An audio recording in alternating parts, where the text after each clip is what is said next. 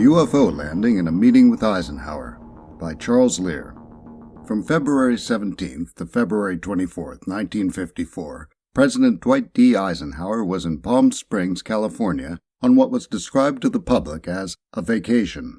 On February 20th, he disappeared from public view, and rumors spread to the point that the headline, "President Eisenhower died tonight of a heart attack in Palm Springs," appeared on the Associated Press newswire.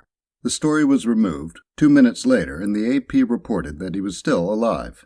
Ufologists have speculated on where he was that day, and some have come to the conclusion that Eisenhower went to Muroc Air Force Base for a secret meeting with alien visitors. The earliest mention of Eisenhower and aliens being at Muroc appears in a letter from Gerald Light to Meade Lane, founder of the Borderland Sciences Research Association.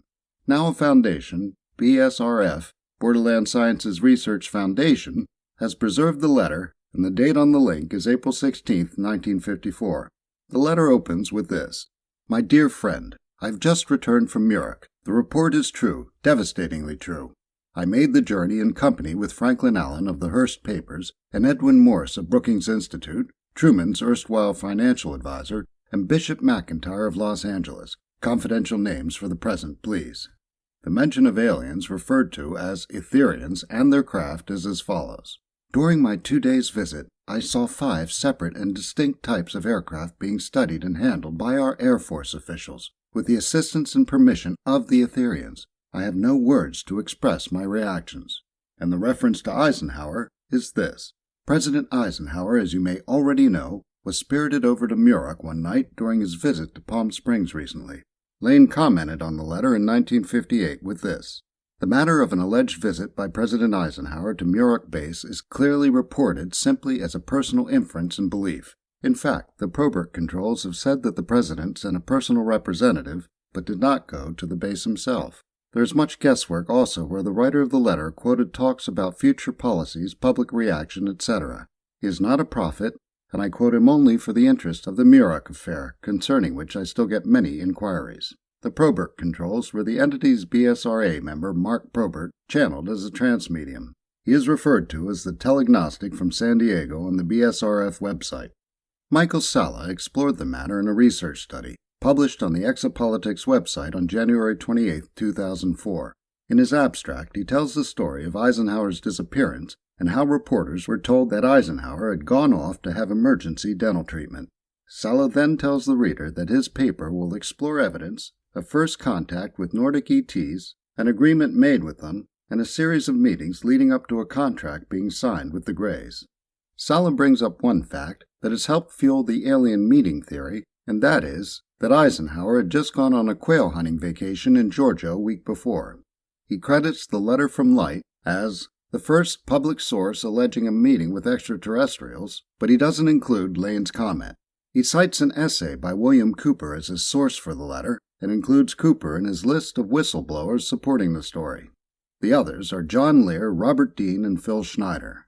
What these men have in common is that they used their backgrounds in the military and intelligence communities, both real and invented, to give credibility to outlandish tales of alien interactions with government entities. Cooper's essay is a vivid example. Also in 2004, Salla published Exopolitics, Political Implications of the Extraterrestrial Presence. And Peter Carlson of the Washington Post interviewed Salla about the Eisenhower and aliens story and looked into it himself. After presenting Salla's version, Carlson explores the dentist theory. Carlson talked with Eisenhower library archivist Herb Pankratz, a specialist in transportation-related archival matters. Because UFOs are considered by some to be transportation, Pankratz became the person who dealt with the many questions about the alien meeting as the story entered the popular imagination in the 1980s and 90s. Pankratz believes the dentist theory and cites an article by dental historian James Mixon, A History of Dwight D. Eisenhower's Oral Health, published in the November 1995 issue of the Bulletin of the History of Dentistry. Using the U.S. Surgeon General's records of Eisenhower's oral history, Mixon determined that on the night in question, Eisenhower chipped the cap on his upper right central incisor. The cap was reportedly repaired by Dr. Francis A. Purcell. Purcell died in 1974, and no record of the repair remains, so belief that the dental emergency was a cover story remains. The story hit the news again in 2010, when retired New Hampshire State Representative Henry McElroy posted a YouTube video where he claims to have seen a document that supports the alien theory. He says this: "The document I saw was an official brief to President Eisenhower. To the best of my memory, Viagra sans ordonnance, this brief was pervaded with a sense of hope, and it informed President Eisenhower of the continued presence of extraterrestrial beings here in the United States of America. The brief seemed to indicate that a meeting between the President and some of these visitors could be arranged as appropriate if desired. And why would a state representative have access to what would likely be a classified document that originated in a federal office?" McElroy claims that as a member of the State Federal Relations and Veterans Affairs Committee, it was important that he be updated on a large number of topics related to the affairs of our people and our nation.